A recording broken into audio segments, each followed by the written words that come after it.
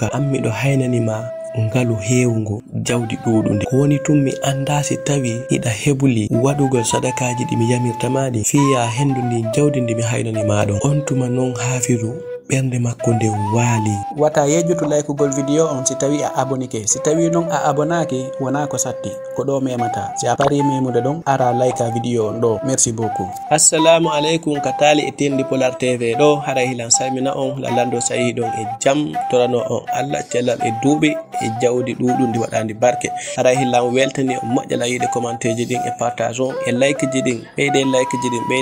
jidin video se be mail yo hebu 500 minimum 500 like ara ko en gotum merci beaucoup ara hidan salminde do be wonbe windude inde mabbe den ko commentaire ji en fuddora ton Hajja Mariama Kenshi New York meden lando sawi hidon e jam e Grand Mamadou Aliou Diallo laafu wontirbe ton e leydi Senegal e Idjatou Bari depuis ton e Senegal Dakar e Mamadou Ndourou Sow Pullo Beli Jimbara bundu leydi Senegali wontirbe ton e leydi France Paris ara be salminama kambe kadi be jarnama e Abdullahi Ndongo kambe kadi be weltanama be jarnama e Grand Alpha laafu Sareya ara kambe kadi be jarnama wo maximum de like et de partage ara o weltanama awa Grand Mamadou Alpha woko e wadu like jidin e partage jidin merci beaucoup grand weltanama e Ba Malado Sebori Laliyabe e Ahmad Demba Seydi depuis ton e Italie e Ibrahima Sori Diallo Dakar Kedugu e Abdul Qadir Diallo woyen hiwrano mo don biro makko wontirbe ton e leydi Guinée Lebekere Mali Lebekere Santir be inne Maimouna Touré ara be salminama e Mariama Touré depuis ton e Senegal e Alhassana Diallo Parcelles Assainies e salminama e Grand Abdul Karim Ba depuis ton e Allemagne ara kambe kadi be weltanama be jarnama e King Baylo depuis ton e Gambia people e Mariama Bari Madame Ba ara kambe kadi be salminama be weltanama Diallo Abdul Quddus Hore Sare Yembere Mali ara kambe kadi be salminama be weltanama e Nafisatu Diallo Dakar Senegal Mariama Ba Hamdallahi Bose e Yusufu Ba depuis ton e Timbi Madina e Isa Diallo depuis ton e Timbi Madina e Fatoumata Binta Ba haray on fo o weltanama on jarnama e Bayji Sow wonterbe ton e leydi Italy e Hamidou Ba Pita Sangareya e Mamadou Moumini Teliwel Leysare depuis ton e Paris France be jarnama be weltanama encore Malado Ba Gambi e Oustaz Abdallah ton e Gambi e Alhaji Samba depuis ton e Italy e Bassirou Kulkule aray kambe kadi be weltanama Alfajo Ba Abdourahim Dara Botowi Gaya e jaja men Diallo Fatimatu Ramadan Leluma Sagale Uli aray kambe kadi be jarnama be weltanama Adama Kante ko haray mo salmina don mawbe makko ben wontirbe ton e leydi Senegali Gorel Bokar aray be weltanama be jarnama yo Allah beydu cellal e duubi e Boubacar Bari Koyin Chankoy kambe kadi be weltanama moƴƴa e Diallo Mamadou Saliou Poko Dara Centre wontirbe ton e leydi Côte d'Ivoire ko haray hibe salmina don biro mabbe Aissatou Lamarana Diallo e bora makko Mamadou Lamarana Diallo e meññirawo makko jo inetedo Fatoumata Binta Diallo e inetedo Mariama Hocca e Mariama Wuri Diallo haray be salminama be weltanama yo Allah wadu jam e kisiye ko bengureji o e Sarifu Ba Seri Aissatou Ba Dala haray be salminama yo Allah wadu barke ko dewgal Ba Mamadou Pita wontirbe ton e Paris France encore e Quddus Diallo wo haray mo hiwro don koto makko Alfajo depuis ton e Hore Sare e Cerno Mamadou Diallo Tiangel Bori Kure Kare haray be salminama kambe kadi e Mamadou Momini Diallo depuis ton e Abidjan e Ibrahima Diallo Kute Kunda wontirbe ton e leydi Espagne e Paykum Fotte depuis ton e Dakar Parcel e Nafisatu Diallo Kamele e Tokis Anton e Seloui Cerno Diallo Amadou Diallo Dakar Hawa Diallo Lasana Bari Yembere Mali Umaru Sow Senegal wontirbe ton e leydi Espagne e Mamadou Hasimiou Diallo Kuluma haray be salminama be weltanama e Fatoumata Lamarana depuis ton e Luanda Angola e encore Sayku Camara wo hiwrike don madam makko Aissatou Camara Gerwal Fereya Halimatu Diallo Dakar Abdul Diallo Labe wombe ton e Guinea Bissau Isaga Diallo wombe ton e Gambie Alhassana Binta Diallo Dododo Mauritanie o windi ɗo Love Thomas, Dawda Sow, Abdul Diallo Nyara, Aissa Dem wontirɓe ton e Gambi, Mamadou Saliou Gambi, Boss King Diallo, Mamadou Mokhtar Diallo, Buruwal Pita Kurangel wontirɓe ton e Gambi, Mohammad Baylo Bari depuis ton e Sénégal, wo o salmini kala guinéenjo mo hiwro ɗon kadi madame makko Madame Bari, e Petit Mamadou depuis ton e Côte d'Ivoire, Dingirawi Duɓel Miside, Amadou depuis ton e Algérie, Jana Sow, Mamadou Juma Bari Kulu wonɗo ton e Dakar Sénégal, womo salmina koto makko Souleymana Ba, e Diallo Boubacar Kinya wontirɓe ton e leydi Sénégal, Aissatou mo Mamadjan Kelmani wohi mo hiwro ɗon innete ɓe Kajjatu Diallo, Ibrahima Mali Yembere e Mamadou Madiou Ba, e Jambari wontirɓe ton Sara Lyon, Aissatou Diallo e Mamadou Sellou Sy wo haray mo salmina fulɓe fof kankadi o salminama, e Fatoumata Diallo jeyiraɓe ton e leydi Gambi, Issa Diallo Morobia Liberia, Mamadou Saliou ton e Angola Luanda, e Diallo Yaya woko yon hiwranomo ɗon ineteɗo on Binta Ba madame makko, e Fatoumata Diaray Diallo depuis ton e Sara Lyon Feriton, e Tidjani Diallo 224, Mamadou Diallo Dakar, e Oumarou Banking Ba depuis ton e Abidjan Côte d'Ivoire, e Sadou Ba Sénégal, e Saliou Diallo Mali Kokuma wohi mo hiwro ɗon jiwu makko Moussa Bari e Kadiza Bari e nene maɓɓe Bela Bari, arayɓe hiwrama ɓe salminama, e Mamad Saliou Diallo, Mamadou Yassine Diallo depuis ton e Australie, e Kajjatu Diallo depuis ton e Sierra Leone, e Jang Baylo Touré depuis ton e Italiano. Haray on fof on salminama, on weltanama, on jarnama. Hande kadi yehen ko talol nde sare ɗo ko binne fellunde innete o suka ɗo hino inne Hafizu, ko kanko e nene makko wondi ko sare ton. ɓen Hafizu yawno feƴƴinde o fewndo on tuma hari nene makko hino sowimo tum, ado e jibinede ben makko feƴƴini o heddodi ɗon e nene makko, ko kamɓe ɗiɗo wondi ɗon e cuurum huɗo, ko kanko e nene makko wondi ha o janɗi o woni suka helli faadu joni. Kanko e nene makko fof ko wasuɗuɓe, sabuna Hafizu o heɓali mo o wallidira, o fini o tawi ben makko feƴƴini nene makko joƴi ala doole ala wallitotoɗo, tawi hari ko wonno golle nene makko ko moƴƴingol jawe moƴƴina koɗe yaha ko marché yeewe. ɓa yehi noon ha Hafizu janɗi tawi nene makko joƴi moƴƴa, joni ɓe ronki moƴƴa ɓe wawata yaade marché fi yeeyoygol jawe, tawi joni ñande fini weeti wo ko Hafizu yata ko marché yeeyana nene makko jawe ɗen. Hafizu woni soka wakkiliɗo ko nene makko yamirimo wo o waɗirano nene makko faalirano. Ñande wo ñande a tawaymo ko marché himo jooɗi himo yeeya jawe kañumma e koɗe. ñallal ngal fof Hafizu ko ɗon jooɗoto yeeya ha kekiɗe, si o ndaari ko o yeeyi ko o tawa o heɓali bénéfice hay e seeɗa, o immo o hoota o tawa nene makko, tawa nene makko kadi no habbi ko kanko tun hoolori ala hay nokku ko ɓe yaha ɓe joƴi. o arta wayna nene hande kadi mi arti, kono hande non marché ɗe welali hay e seeɗa, hande ko seeɗa mi yeeyi e hoore ɗum kadi mi heɓali hay e seeɗa bénéfice. ko saare maɓɓe ton fof ko Hafizu e nene makko tu woni ton wasuɗuɓe, goreɓe makko ɓe o fijidayno fewndo ɓe wonno fayɓe, ɓen fof mawɓe maɓɓe ɓen wallitike ɓe ha ɓe heeɓi golle moƴƴe, ɓe heeɓi jawli moƴƴa non. mo yiwɗa wo hino mari ɓengure, hino darni galle labaɗe. kanko Hafizu ron himo wondi e nene makko, o janga o yaltali ɗaɓɓere, ko takko nene makko o woni bimbi e kekide, o yata hay ko goto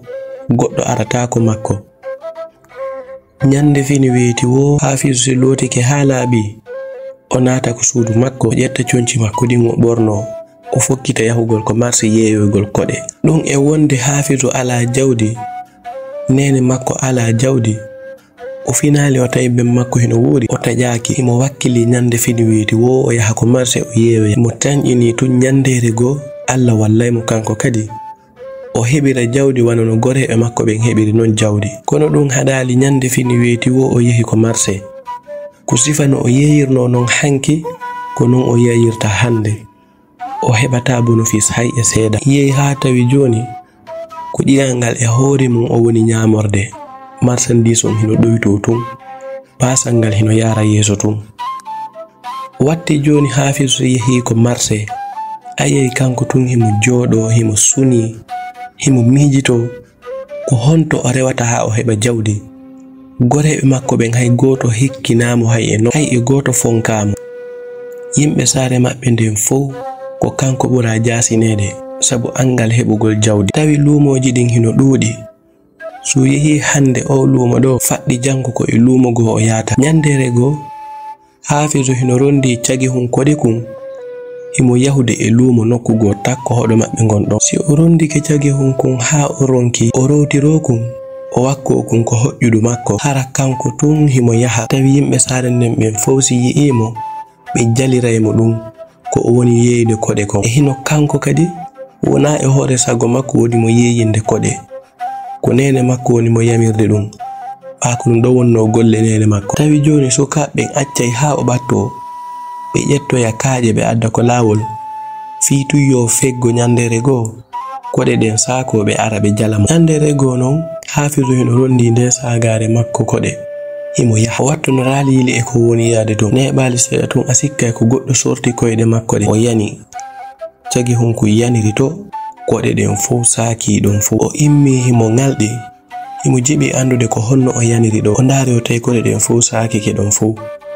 On tuma jama on ari hino ndaara. Yimɓe ɓen ari ado ɓe wallitade mo yo hoccu koɗe ɗen ɓe ari ɗon hiɓe kirɗina hiɓe jala mo. Yehi ha kanko tigi o ndaari o tawi ɗum ɗo hino kirɗi. Ɓa kanko tigi hoore makko o anda ko honno o yaniri. Woni seeɗa tun rewɓe ɓen ari hunditimo hiɓe haala hiɓe hoyfitamo hiɓe inna o ko buy o woni mbatu rewɓe himo yeeyira koɗewa rewɓe. An si nene ma innima ya yahu yeeyanamo koɗe, aron kay mo innude an ko asuka a yeeyantamo koɗe. An ko buy wonɗa doleri gorko. Goreɓe ma fof heɓino jawle e jombi ha ɓe heɓi ɓiɓɓe. Mo yiwɗa o hino darni galle labaɗe,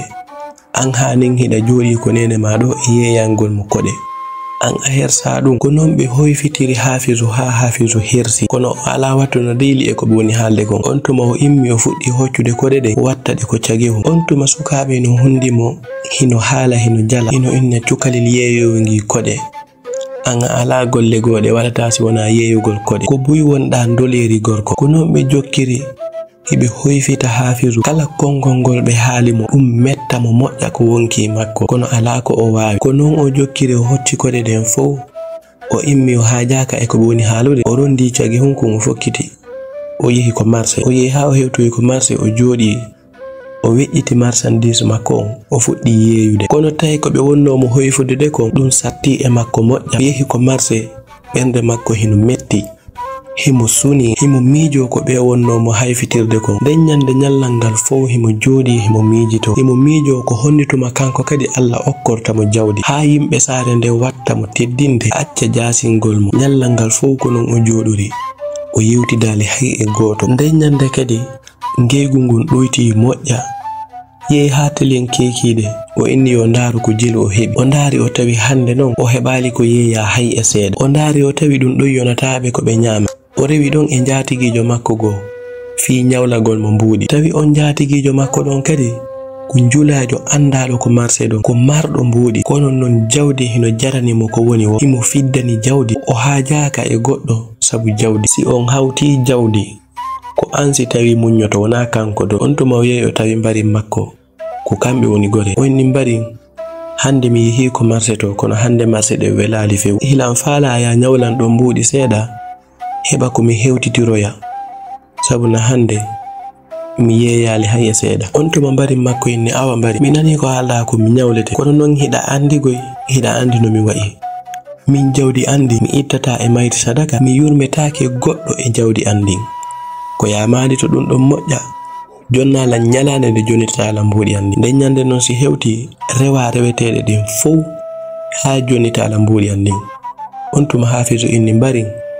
en gaccodiroyta si a jonnilan si Allah jaɓi faɗɗi jango tumbi jonnitete mbuuɗi maɗi. On tuma njatigijo makko on jonni Hafizu mbuɗɗin o hooti. Hafizu ƴetti mbuɗɗin ñaamiɗi. Tawi ɗen balɗe ɗon fof ngeygu ngun hino ɗuyti moƴƴa. Ɓa nyalande nde ɓe haaldi nden hewti njatigijo Hafizu on habbaki hay ha nangi fuɗi ko bimbi law o dawi. O yehi nokku ko Hafizu yeyata ɗon o habbi Hafizu. On tuma ɓawo hewti Hafizu ari tawi mo ɗon. On tuma winni Hafizu mi arani mbuuɗi an nin. Hafizu inni mo habbo ha nyalla seeda handi mi yeyali ada wi artan gonde nyamade de wana bimbi subaka halno den ka ko hande halno den kono wana bimbi subaka on tuma tun jatigejo Hafizun fuddi kisan sonkude inna ida ande ko dum do mi halannoma mi innunoma mi yidama nyawlude sabuna min sa nyawli kela ko nyande haldudan den ala bimbi ma kikide sayinde mi ari wo wata landito yalti mbuddin jonnalan o sonkani don Hafizu o sonki don haajama on mobondiri on tuma tun Hafizu ari yeso makko inni mbari munyola mi innali ma mi jonnitata ma mbudi maadi ko mi inni ko ya munyolan haabura do seeda ayi i en hewtudu do mi yeyale hay e hunde munyolan haabura do seeda min kadi faman hida andi men dudo ra goddum ko min tun inena an wondi mi ala minyirawo mi ala ko tirawo sakko hada mi wallindira e on kono dum fo o jabali himo jokki mo sonkana Hafizu o sonki don ha Hafizu ni awa do min fe on do ala ko mi waawi ko Hamidu gaynata innude ala ko mi waawi don hawri o monike o inni ko mi wonda haalande dum nyawlo dalan ha gasa inna lan ala feeri mum fewndo do nego moni moja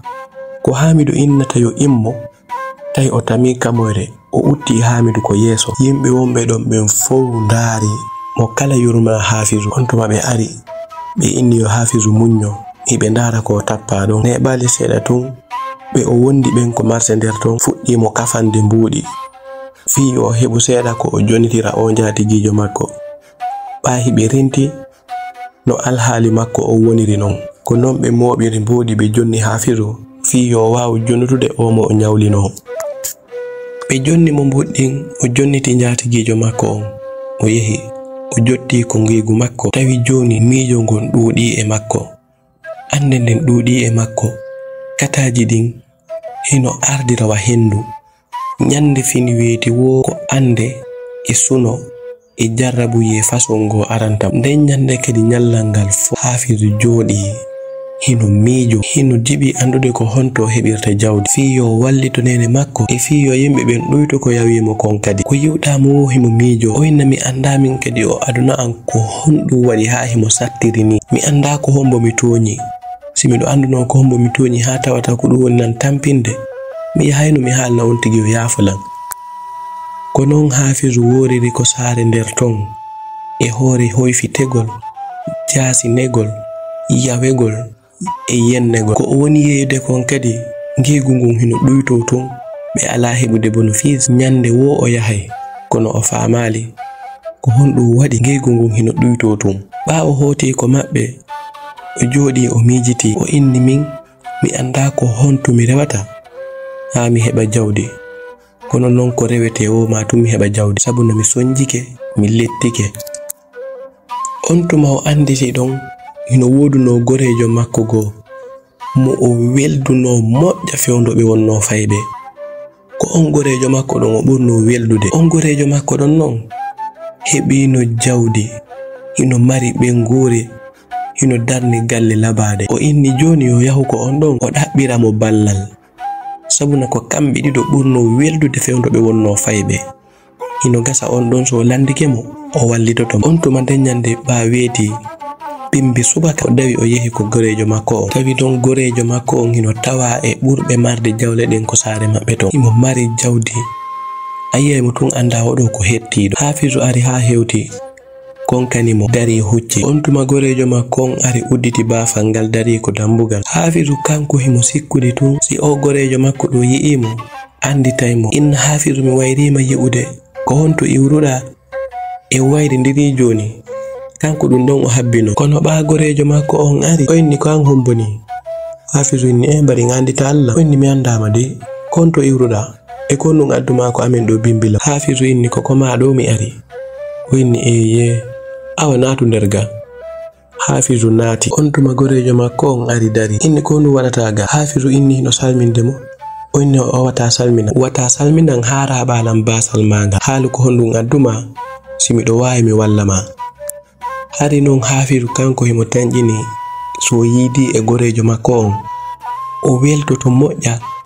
o andintina be fewndo pay ko yagal mabbe kono dum don fo gorejo makko on hollirali on duma Hafizu ndari tawi yo sortu sobe onni mbari ko mi ari ko ma do wana fiddinangol ma wana bittinangol ma ko ballal tum mi faala ya walla ballal ngal wana ko ɗuuɗi hiɗa renti enen goreɓe ɓen fof ko saare men ɗo ko min tun heddi hanin jombali ko min tun woni baaso e nder enen goreɓe ɓen fof ko honɗum woni sabu ɗum ɗon ko sabu mi tawali ben an hino wuuri ko ɗum waɗi joni ballal ngal mi faala ya wallal ngal wana ko ɗuuɗi ko ya haalanan ko honto rewɗa min kadi mi ndara so tawi mi reway ɗon mi heɓa jawdi yande noon hara sattali e ma sabu na min mi ronkinde e yawre ko saare men ɗo kala ko mi yahi yimɓe ɓen hino hoyfitalan hino jaasina fiyan hay e goto teddinal e hoore ɗum kadi hillan tampi hay ko min ñaama ko kada han mi heɓirta ko mi wonno yeeyude to keygu ngun hino ɗoyto ton ton joni hay ko min ñaama mi heɓata ton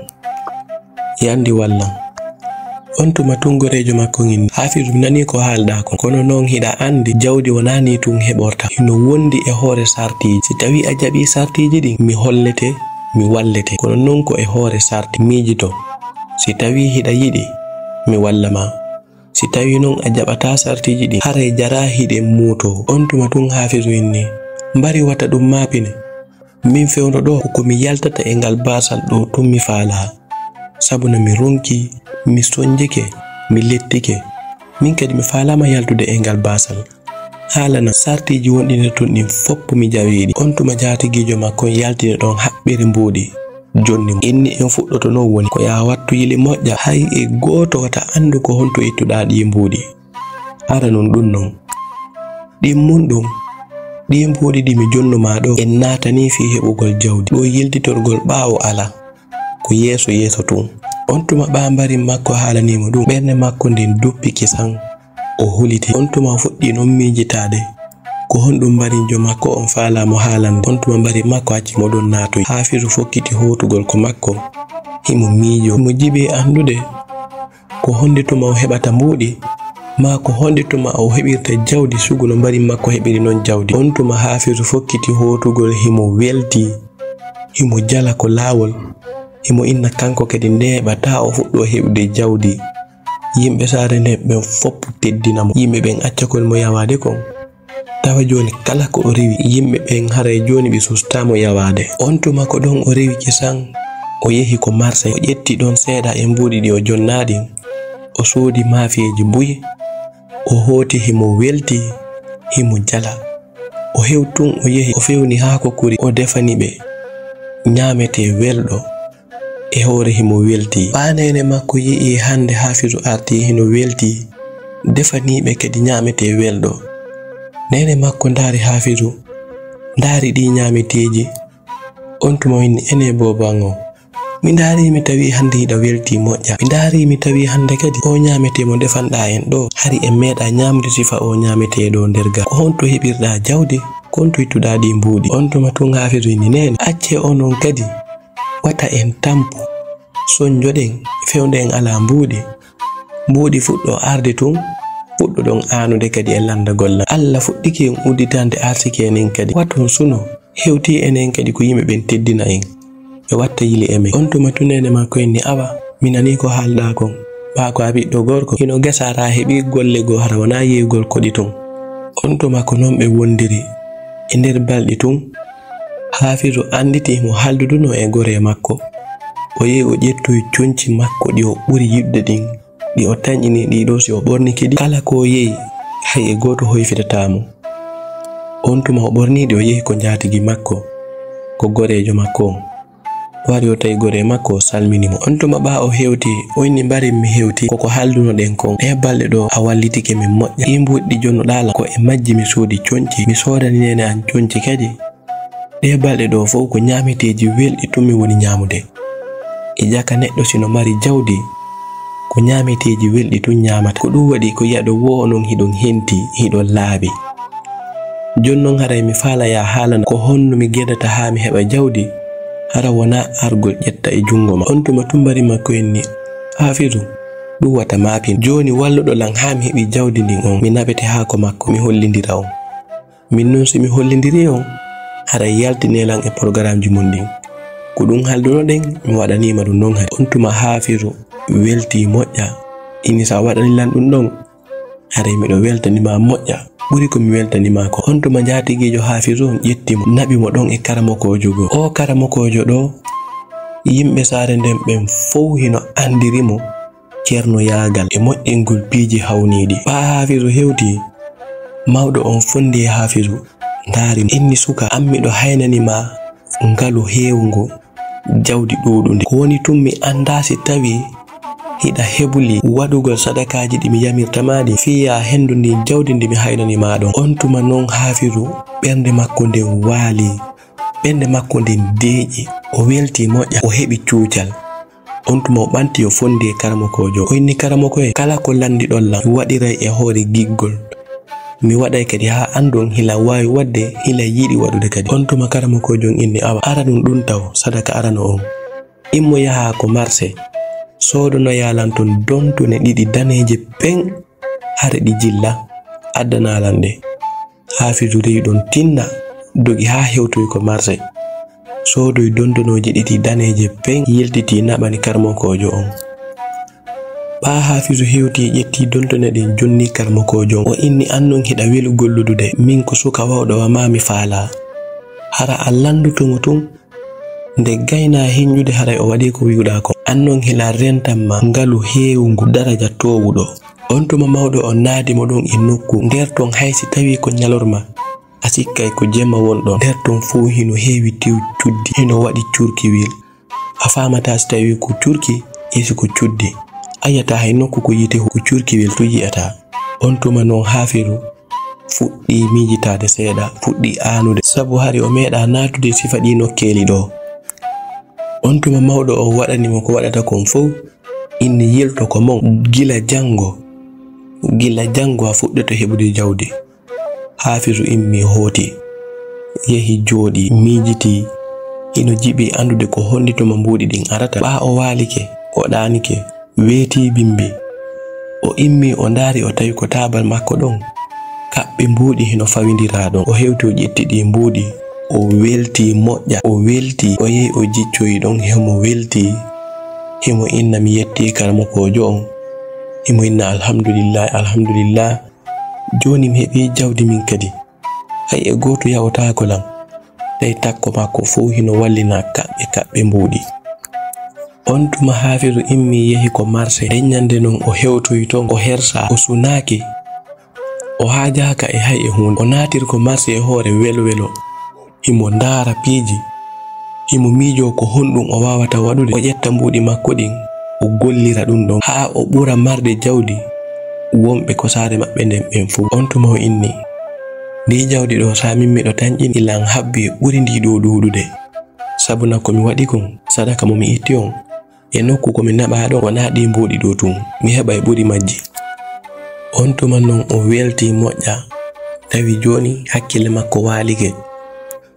On tuma tun o immi o yeltiti haa ko karamokojo on o yehi himo welti o yeefi haalangol karamokojo on jawdi ndin fuɗɗike arde o weltanike mo jaka ko o wawɗo himo andi ko woni wadde kon. On tuma ɓaa Hafizu immike ari hewtugol makko a sikka hari mawɗo on ko kanko habbino o hewti kanko himo welti kono mawɗo on kanko himo niɓɓitiɓi ton o ala muusude o haajaka e ko Hafizu welti ko. On tuma tun mawɗo on inni Hafizu waɗude miɗo andi hiɗa welti moƴƴa a heɓi ko wonnoɗa ɗaɓɓude kon kono ko yamadi to non ɗum ɗo ko fuɗɗode nder ni de en gaynitaki taw ndin jawdi ndi yi'uɗa ɗon fof jawdi habbindi man ndin yeeso sa yi'i ndi anday ɗum ɗo ko mbukoye gokkitoyni si tawi noon a faala wonde ɓurɗon marde jawdi ko saare ɗo fof ino heddanima haray sadaka goto mo hanuɗa wadde. On ɗon noon si a waɗimo kala jooma jawdi wonɗo ko saare men ɗo ko an haray nattana leɗɗe alarba. On tuma tun Hafizu hesiti kadi seeɗa si tawi sadaka goo hino hedditi kanko mo sikkude gila ɗo hande mbuɗɗin ko yeeso to woni yarude. Ko jango woni deuxième partie on wata tultu sakko leta. Merci beaucoup.